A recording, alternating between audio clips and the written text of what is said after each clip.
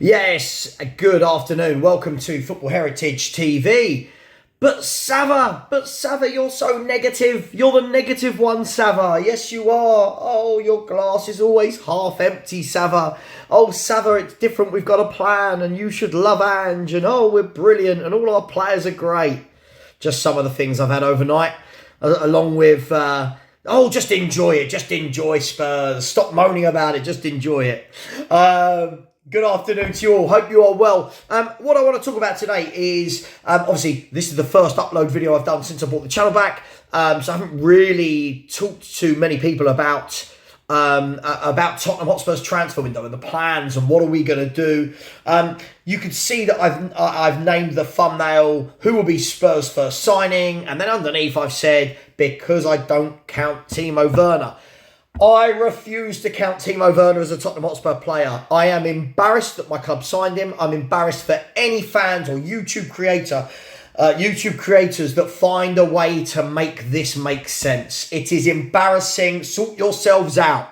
Yeah, I'm going to say it as it is now. I've come back. Sort yourselves out. Don't tell me you're a Tottenham Hotspur fan, and don't tell me you want to win things and you believe in the process and you believe in the plan, and then try and justify why we've signed Timo Werner for a second time. Embarrassing. I'll call it out. You know from me you're always going to get what I perceive to be the truth. There'll be no punches pulled. I'm not doing this to make friends. I'm not doing this so people can go, oh, Sava's a really nice YouTuber. And no, I support Tottenham Hotspur.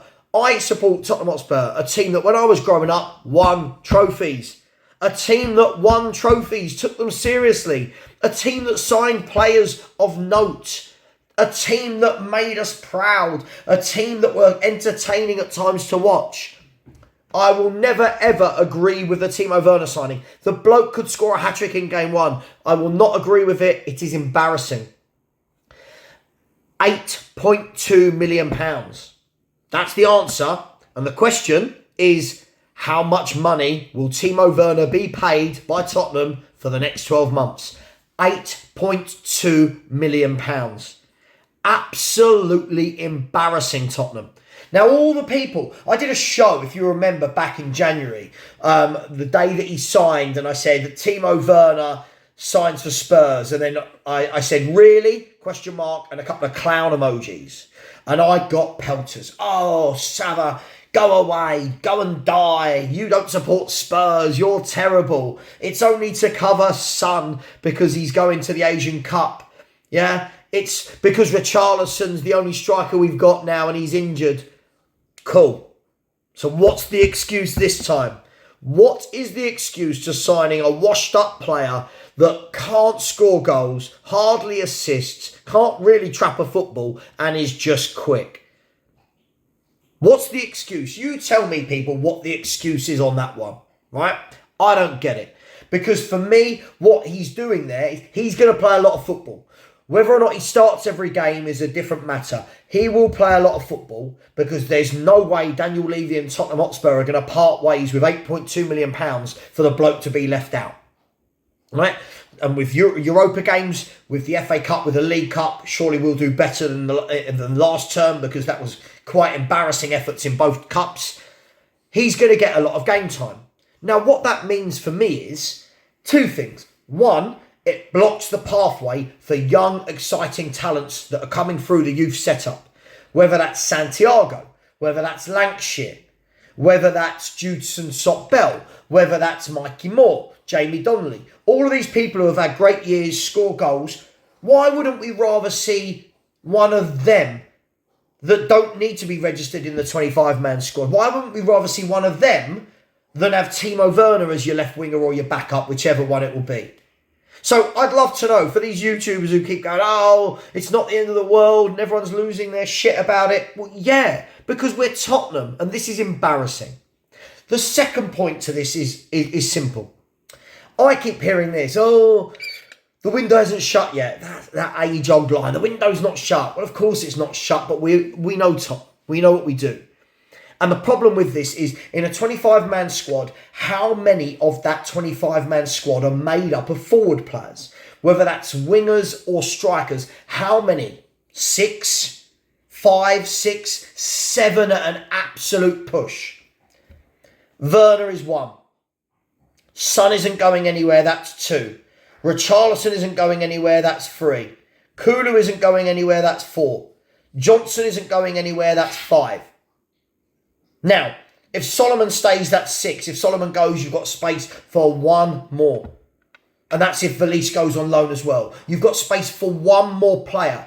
So all of this Ange coming out last season and saying he needs a better forward line, then goes and signs Timo Werner, who was part of the problem of the forward line last year. Mind blown. Ange, you lost all credibility with me. The moment Ange Postecoglou re-signed Timo Werner is the moment I didn't want him at this football club. Call me negative, call me whatever you want, I don't care. Any manager that signs Timo Werner twice is not my manager. That's not the guy for me, right? So, who are we going to sign? Who's going to be our first signing? Is it going to be a forward to complement the other forwards? Is it going to be Chiesa? Strong links by the Gazzetta Italia that Chiesa's going to be the guy. Quite injury prone over the last few years. Scores a few, assists a few. Not prolific numbers, but the benchmark at right wing is so low with Kulusevski and Brennan Johnson that Chiesa would come in and look like a world beater, wouldn't he? The bar is here. The bar is down here. We need to get some that are there. Chiesa for me is somewhere in there, but is an upgrade. Will we get him? Let me know your thoughts. Would you want Chiesa? Is he the type of player that you like? What do you like about him? We know that he's a winger that likes to cut in, and we know in an Ange Postecoglou setup and the style of play that he adopts, that the tactics allow for wingers to cut in, which is what Kulu does, but not very well. Or Brennan Johnson, or Werner. But Chiesa is a name that's thrown out there. Other names that are being thrown out there, Nico Williams. Now, Nico Williams is a very good wide player. Really impressed with him. Apparently, he's on about 300k a week. I don't know if that's true. I'm just going by what I've seen. Let me know. Would you take Nico Williams? For me, he then puts the bar higher. For me, he is much better than the forward players that we have got in this football club at the moment. I would take him all day, every day. But have Tottenham got the appetite to go and get a Nico Williams? Have Tottenham got the appetite to go to the club and say, how much do you want? There it is. Because the reason I talk about appetite and would Spurs make that happen is, look at the Eze situation. Now, some of you might have seen in the last few days, I've talked about, I watched Last Word on Spurs the other night. It was a really good show. Ricky Sachs had Paul O'Keefe on, who I thought was brilliant, came across really well. And Paul O'Keefe was talking about that Eze is definitely one of Spurs' top targets this summer. But Crystal Palace have set their stall. They're going to play hardball. And that Crystal Palace want north of 60. So they want 60, 65, 70 million. But they want about £50 million of that up front as a down payment. Now you, Spurs fans, me as a Spurs fan, every football fan knows Daniel Levy, that's not his gig. That's not his gig. His gig isn't putting down £50 million in down payments. His gig is, I'll give you 15 million and then let's structure the next 40 to 50 million via 5 million payments over the next 5-10 years. So for me, that looks very unlikely to happen. Now, I'd love Eze. Eze, for me, puts the bar higher. Again, really good player, exciting, the sort of player that I grew up watching at Spurs. When we had players like Chris Waddle, players who could drop a shoulder, beat a man. You know, grew up watching these exciting players. And Eze, for me, would be that. Get the ball, really good on the turn, drop the shoulder, run at teams, scores goals, has a shot, creates. For me, everything we need. I just can't see it happening. Now I'll caveat that and say, I want to be wrong. I want to wake up next week and see Eze in negotiations with Tottenham. I want to see that.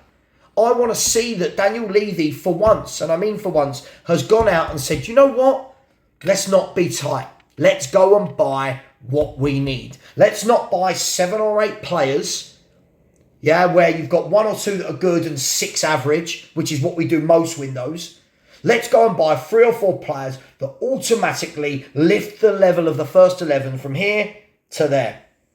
Players that come in and push some of the current 11 down into squad players. But again, going back to what Paul O'Keefe was saying, was that Tottenham are looking to sign 6 or 7 players this summer.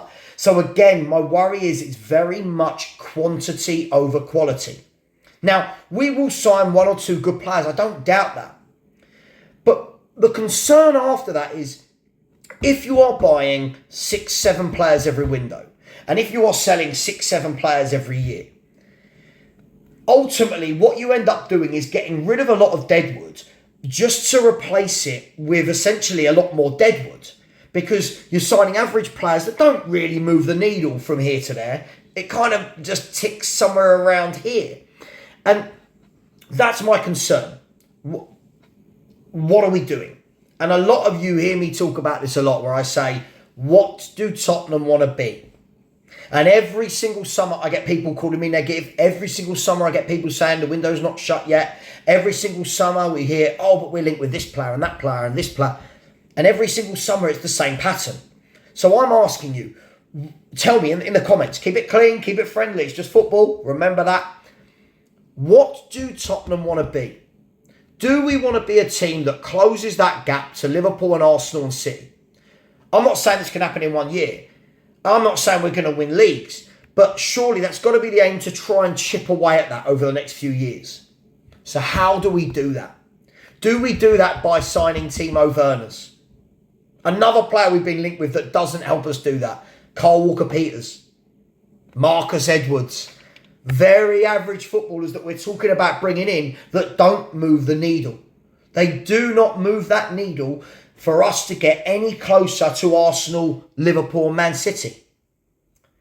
I keep hearing that we're going to sign average players, and in the same breath I'm seeing Spurs fans go onto YouTube channels and say, I think we're going to overtake Arsenal this year.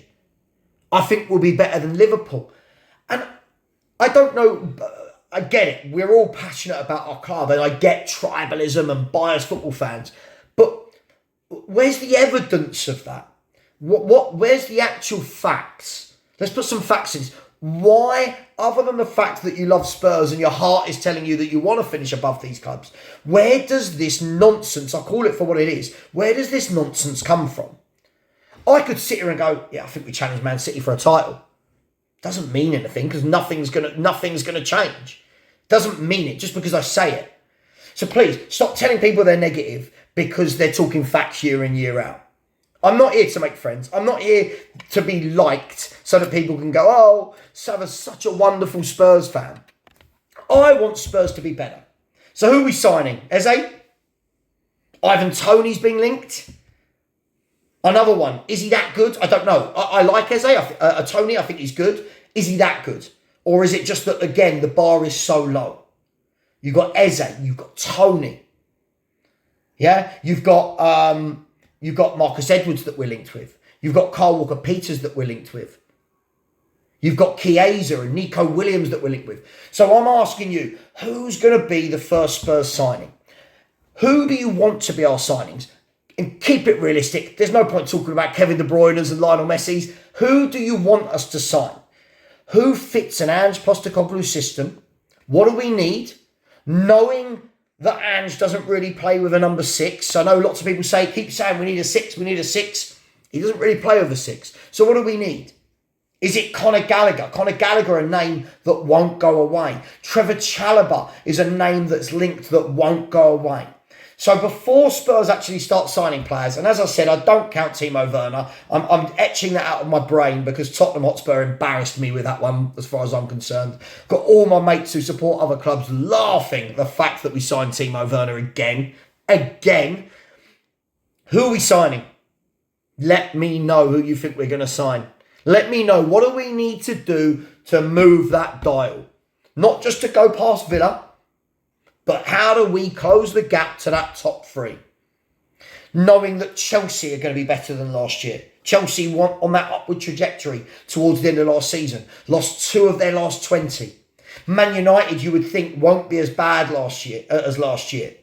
They're looking at signing players like Braithwaite to shore up the back 4.